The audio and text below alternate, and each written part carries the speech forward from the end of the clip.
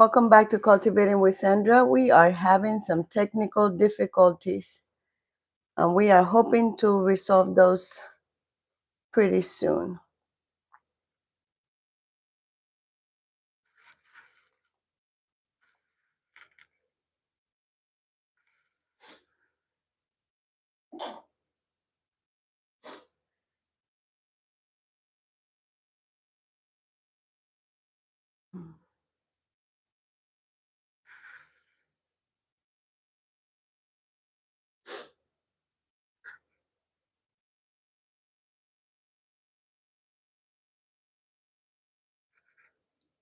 We are having some technical difficulty. We are hoping that we can get it fixed. We are having some technical difficulty. We are hoping that we can get it fixed. I want to apologize. Sorry about that. So let's quickly review what our live was about. I am so sorry our live was not projected. I mean, not the sound was not coming through. This is week 3 of our Thrive Thursday, and these are our plans from week 1. Week 1 was mainly focused on the peppers of what I wanted. Remember, what you are planting is based on what part of the grocery bill you want to replace. And I want to replace my pepper plants. And not only that, my cayenne pepper is what I use for a lot of my recipes for my herbal medicine. So right here we have the serrano pepper, cayenne pepper, regular sweet pepper, Charleston's bell pepper. We have paprika, we have habanero, we have a mixture of cayenne and Carolina Reapers, because my seeds got mixed. And then we have some California bell pepper. And it's been, now this is week 3, so it's been 2 weeks of growth that you see here. And we want to make sure that we do not have our dome over our plants, our seedlings, that we are bottom water feeding all of them, because it's very important. We also have our bunching onions. Those are going to be crazy like this the whole time. And then we'll plant them and then they'll grow up. Our early onions were also planted on the 8th, and those are not, have not come up. So we'll keep the dome on this to make sure that they are, the humidity is there for them as needed. And then that was on the following week. We were supposed to be, which was last week, we planted kale, and we were supposed to do kale, arugula, cabbage, chamomile, chives, collards, eggplants, kohlrabi, lemon balm, lettuce, marjoram, sage, salad burnet, savory, tarragon, tomatoes, and turmeric. That is what we were supposed to be planting on week 2.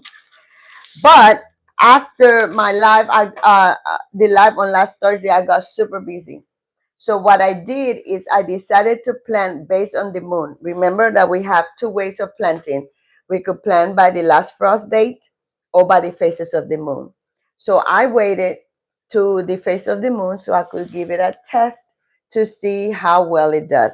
Well, to my surprise, these are only 19, 20, 21, 22. So it's almost 4 days, and I already have 2 seedlings on this one, and I have 2 seedlings on this one. I want you to look at my tomatoes, y'all. It's only been 4 days, less than 4 days, and they're already germinated. They're already growing. So I am kind of sold on planting by the moon. Look at these. Half of them did and half of them didn't. So now we remove the dome. We give them plenty of light, so they could grow strong. Our ginger that we planted on week 1, so this is 2 weeks old, is already giving is a shoot up. And then the turmeric we planted last week, no activity there. I also found this ginger shampoo ginger with also is also is a rhizome, and it grows this beautiful red flower. And when you squish it, it releases this liquid, and this liquid is very beneficial to shampoo your hair. So that's like I'm gonna call it a shampoo ginger. So this is my first time ever planting them, so we are gonna give it a try. And I think I may plant those in my front yard because I think they're beautiful. I also wanted to take a moment that I had some papaya seeds, and I had this container, and I wanted to show you that you can grow um in any container. So what I did, I put some holes at the bottom. This is a store plastic container where my mint came in. um I just spread all the seeds all around, a lot of seeds, y'all, and just cover it lightly. And if you look closely, you probably start seeing some of it coming up. So we'll give it some time. We'll keep it covered because we want to keep it humid, the humidity in, and that's that. You can use simple things as a toilet roll paper, toilet roll container. You cut the bottom. If you could get something to hold it, fill it up with soil, and make sure that it's not soil from your garden. It is actually soil for seeds, because it needs to be fluffy. It needs to be, the seed needs to be able to go through it. If you have a paper towel, you could do a lot more. You could cut them accordingly, put the bottom, and then when it's time to plant, you don't even have to get rid of it. The seedling will love you, because all you do, you will open. You could open it like this, or you could actually cut it if you want to, and you just place it. You just place it in the soil, and the roots will stay untouched and unharmed.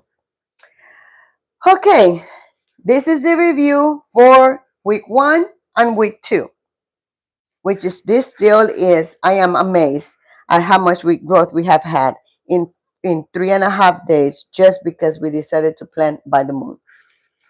So this week, we have it from the 19th to the February 2nd if you're planting by the last frost day, or January 19th through the February 1st if you're planting by the moon. And the seeds that you can plant is basil, basil, bok choy, borage, broccoli, Brussels sprouts, cantaloupes. Cantaloupes will start early now. Cauliflower, fennel, mustard green, spinach, Swiss chard, and tomatillos. And those are the seeds that we will be starting this week. And my seeds, I like to always be transparent where my seeds come from. This year, I'm really working more with survival garden seeds, and they have been really pretty good.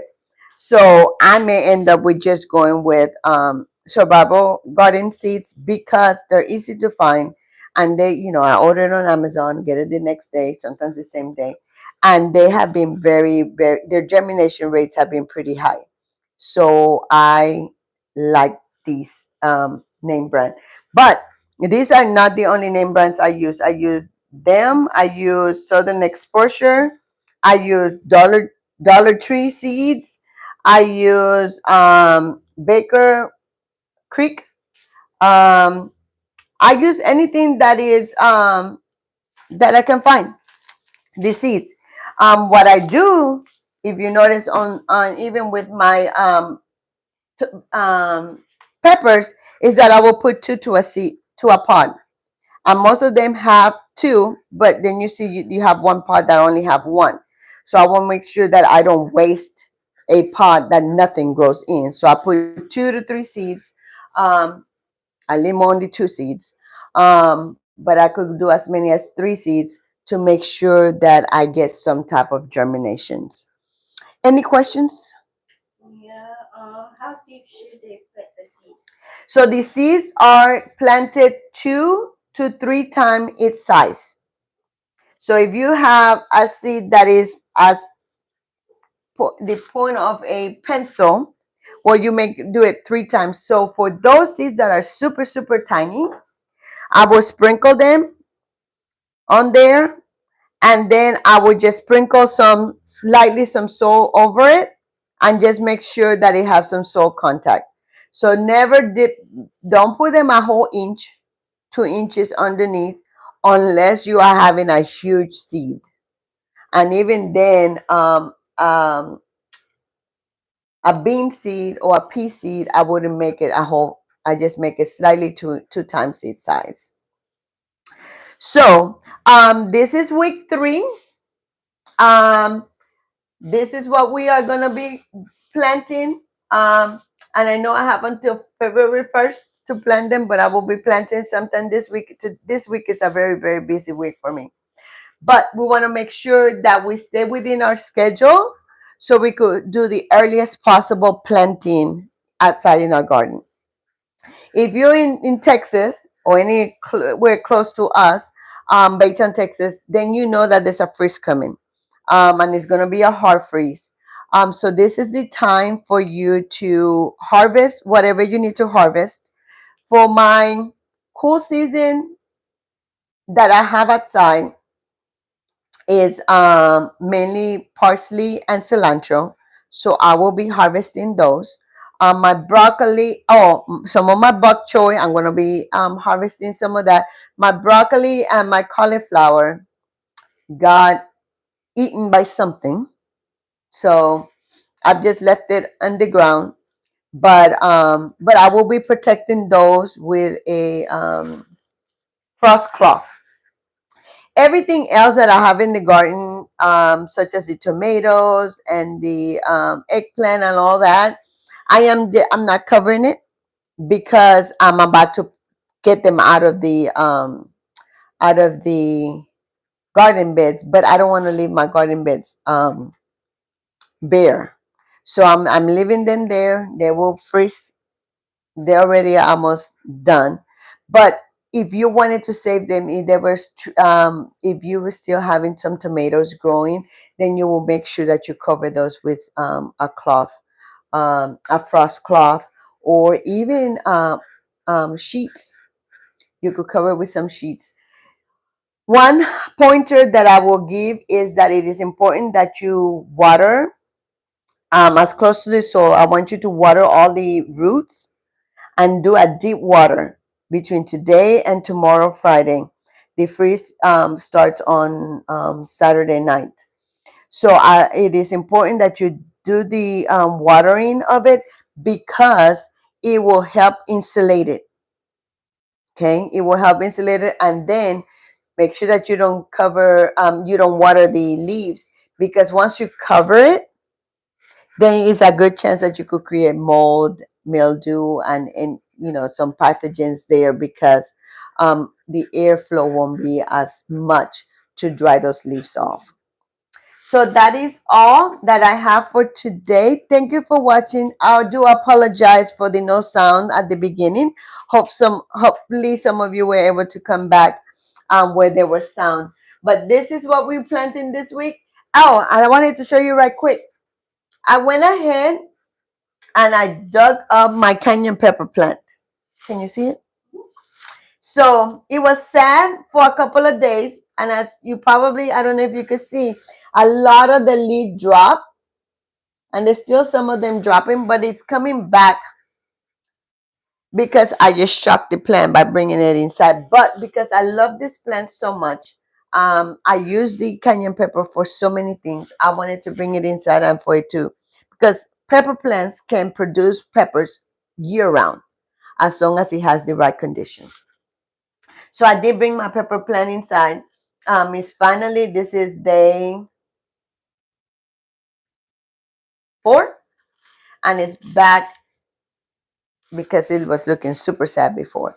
But that is something that you can also do with your pepper plants, if you want to keep them um, for year round and for years to come. They can produce for many, many, many years. So if you want to do those, you could bring those. You could winterize them in your home, or you could keep them producing as long as you have the right lighting and enough water, and it still will need some fertilizing, natural organic fertilizing throughout the year. And yes, you water them even though you winterize them because they still need some nourishment. Any other questions? Can they use garden soil instead of seed marking? Starting mix. Okay, we do not suggest that you use garden soil. You have to have a seedling soil because so it could be loose for those seedlings to be able to come through. Okay, that is our strong suggestion. Any other questions? And one more question. What are some of their seedlings like? Okay, some of your seedlings will become leggy because they're trying to find the sun. They're trying to find some light.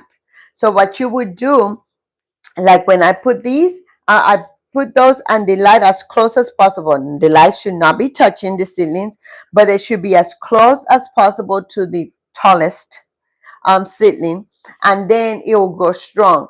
When they get leggy, it's because they're trying to find light.